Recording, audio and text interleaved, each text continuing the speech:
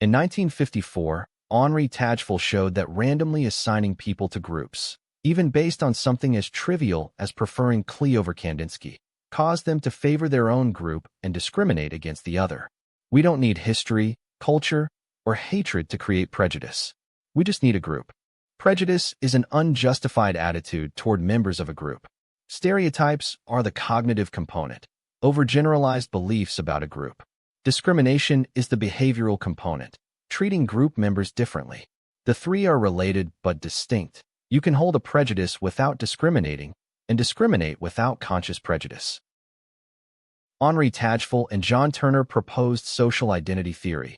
People derive part of their self-concept from their group memberships and are motivated to maintain a positive group identity.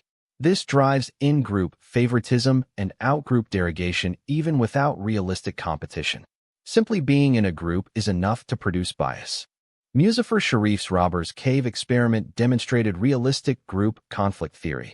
Two groups of boys at a summer camp quickly developed intense hostility when placed in competition for limited prizes. Hostility disappeared when the groups were given superordinate goals requiring cooperation. Real or perceived competition over resources generates prejudice. Scapegoating theory proposes that prejudice intensifies when people experience frustration and displace aggression onto vulnerable outgroups. Historical evidence shows that rates of racial violence against minority groups in the American South correlated with economic downturns.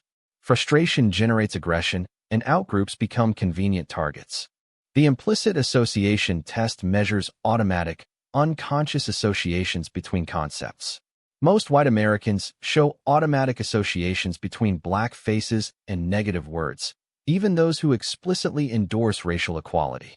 Implicit biases often diverge from explicit attitudes and predict discriminatory behavior even when conscious intentions are egalitarian. Gordon Allport proposed the contact hypothesis.